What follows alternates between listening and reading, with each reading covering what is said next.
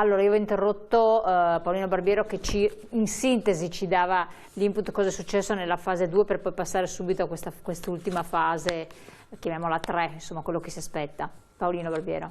No, nella fase 2, la cosiddetta fase della ripresa, anche qui si sottovalutano le risorse che sono state messe a disposizione, perché è stato fatto un grande intervento economico, e lo vedremo poi anche con i comuni se ho un attimo di tempo, ma c'è stato anche un grande intervento sulla parte di finanziamento del sistema sanitario.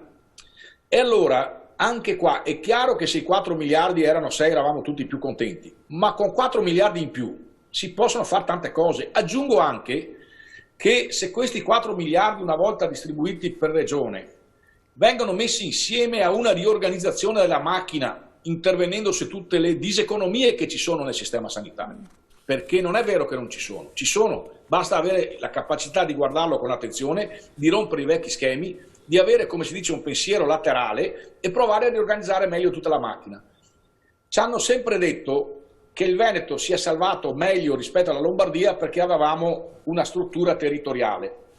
Io che però la struttura territoriale la conosco bene, dico anche che in questi anni è stato tolto molto dalla struttura territoriale, cioè se noi avessimo avuto la struttura territoriale 10 anni fa avremmo subito ancora meno danni, per cui oggi l'investimento da fare qual è? Riqualificare la struttura territoriale, i distretti, i poliambulatori, il sistema di cura a casa con le cure palliative, è stato inserito l'infermiere di comunità, noi l'avevamo già previsto nell'accordo fatto l'anno scorso con l'idea di andare verso l'infermiere di comunità, per cui se le parti, quindi sindacato che rappresenta i pensionati, i lavoratori, sindaci, ULSS, stanno sul merito e la smettono di essere uno contro l'altro politicamente a seconda di cosa si rappresenta, molto probabilmente saremo più efficaci.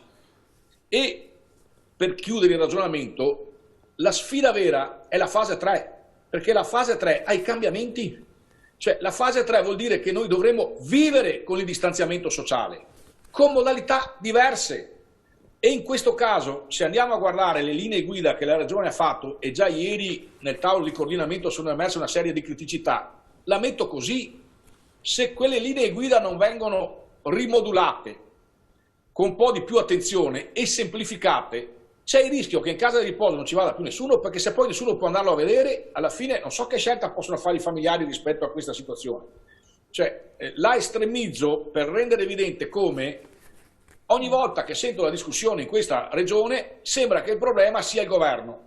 Il governo ha tante cose che ha sbagliato e ne sbaglierà, ma ci sono questioni che vanno affrontate a livello locale e sono di responsabilità locale, il governo non c'entra niente, ed è su queste che vorremmo aprire un confronto vero con la regione e con i comuni. Con i comuni abbiamo cominciato a farlo a Treviso, perché abbiamo già fatto 10 incontri, compreso Treviso capoluogo. Se volete ve lo racconto in sintesi. Sì, prima passo la parola di nuovo a Fulvio Dal Zio a questo riguardo. No, indubbiamente le risorse che sono state messe, soprattutto quelle che vengono, che sono in programma di arrivare, insomma, soprattutto con i fondi europei, compreso l'ultimo Recovery Fund for New Generation, che sono metà circa a fondo perduto, metà con prestiti a lunghissimo termine, a basso interesse, insomma. Sono un'opportunità per il nostro Paese.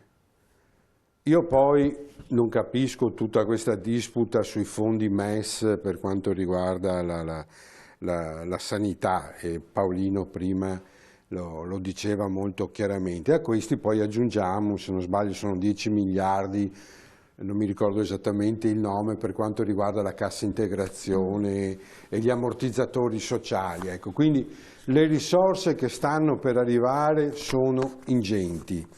Indubbiamente c'è la necessità di sburocratizzare il sistema, però poi a volte c'è anche una contraddizione, perché da una parte si criticano le misure che prende il governo perché magari sono troppo rigorose, dall'altra poi magari lo si critica perché non sono chiare. Insomma, io ho un'altra idea, io penso che un governo dovrebbe dare le linee guida e poi sono, come dire, le strutture, gli enti delle singole categorie che dovrebbero avere la responsabilità nel rispettare le linee guida e dire e comportarsi conseguentemente, perché il bene è ovviamente un bene comune. Insomma, io non vorrei che ci trovassimo ancora una volta nella situazione che, come dire, ognuno per sé e poi lo Stato deve pensare a tutti. Non funziona così.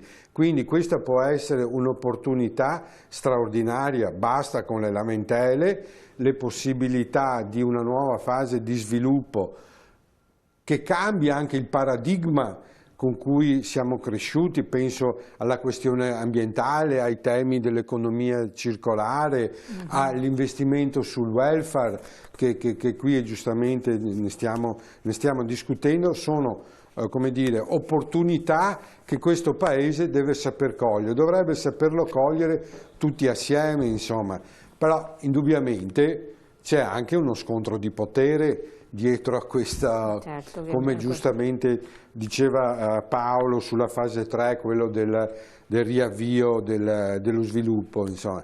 La partita si è iniziata ad aprire, vediamo come andrà, quale sarà la sua evoluzione. Certo, noi non siamo disponibili come sindacato confederale, né tantomeno come sindacato pensionati, a far da spettatori, perché quando c'è, come dire, da stringere la cinghia, c'è da richiamare un po', garantire la pace sociale, allora andiamo bene. Poi quando c'è, come dire, la fase dello sviluppo, che magari le situazioni più critiche sono superate, veniamo accantonati. Ecco, se qualcuno pensa questo sbaglia, perché noi vogliamo e saremo in campo per tutelare gli interessi dei lavoratori e del Paese. Certo. E del Paese, che è solo il sindacato confederale che riesce a ragionare in termini generali. Mi permetto, so che aprirò polemiche, ma le associazioni imprenditoriali in questa fase non mi sembra che stiano guardando agli interessi generali del Paese. Paolino Barbiero, proprio perché siamo verso la chiusura, la fase che invece avete di contrattazione con i comuni, quali sono i 10 punti in estrema sintesi su cui avete trattato? Intanto abbiamo incontrato già 12 comuni e stiamo facendo dei verbali di accordo e tra l'altro mettiamo anche a nudo alcune critiche che sono foriere.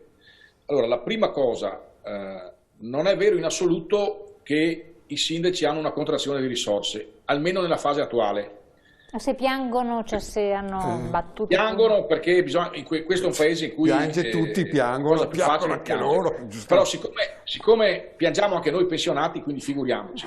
Ma siccome chi è dirigente deve fare il dirigente, in queste settimane io sento dire che ci vuole un nuovo risorgimento, ma il nuovo risorgimento si fa con le cose che ci sono e con quelle che si conquistano, mica con quelle che uno desidera. Con i desideri non si fa risorgimento, non so se mi spiego.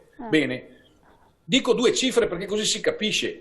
Il governo mette a disposizione una quota anticipata del fondo di solidarietà comunale. I comuni di Treviso, tutti insieme, hanno versato 38 milioni di euro. Il governo ne restituisce 63, quindi 24 in più. Anche qua la discussione qual è? Sono pochi.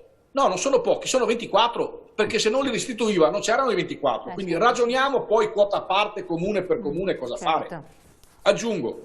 Il governo ha stabilito che la quota di avanzo deve essere libera, può essere utilizzata, cosa che non si faceva l'anno scorso.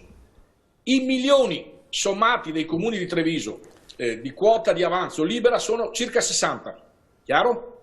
E con tutti i comuni stiamo ragionando come questa quota libera va a sostenere le famiglie che hanno avuto periodi di cassa integrazione, le famiglie che hanno dovuto pagare abbonamenti, scolabus, ticket e poi non hanno usufruito del servizio e via discorrendo. Gli anziani soli, quelli che hanno pensioni sotto ai 700-800 euro e non hanno nessun'altra fonte di reddito, che hanno costi in più in una situazione di Covid, ok? Quindi vanno sostenute queste persone e chiaramente anche i lavoratori autonomi, i commercianti e via di questo passo. Ricordando sempre una cosa però, che l'83% delle entrate IRPEF sono da lavoro dipendente e da pensionati, quindi i lavoratori e pensionati stanno facendo solidarietà con il loro IRPEF, con quelle classi di lavoratori autonomi che non sempre sono oneste con il fisco, mettiamola così. Ma questo non lo dico per colpevolizzare qualcuno, lo dico perché questa, se deve essere la fase di sorgimento, bisogna che sia chiara per tutti, cioè che il cambiamento poi non comporta più che ci sia chi ne approfitta come prima. Certo. E credo che questa sia una grande opportunità. Aggiungo l'altro passaggio. Velocissimo, perché siamo in chiusura, Paolino, con una battuta. Fammi finire questo perché è importante. Hanno la possibilità di rinegoziare i mutui. Il Comune di Treviso, quando abbiamo iniziato la discussione, siccome appunto Conte di Treviso è della minoranza, ha attaccato il governo, poi ha detto che rinegoziando i mutui può avere una libertà di manovra di 8 milioni di euro, apparsa sui giornali di ieri. Allora, va bene la critica, ma a un certo punto bisogna anche finirla e stare sul merito. Noi con i sindaci vogliamo stare sul merito, perché non ci interessa se sono di destra, di sinistra o civici. Dobbiamo capire se con le risorse che ci sono, le risorse che potranno arrivare tra poco, si può salvaguardare il tessuto sociale. Aggiungo anche un'ultima questione. I comuni hanno una partita che si chiama crediti di dubbia esigibilità, cioè soldi che devono accantonare perché devono incassare quei soldi, che potrebbero essere multe. Sì, velocissimo perché siamo in chiusura, partiamo alla sigla tra poco. Veloce.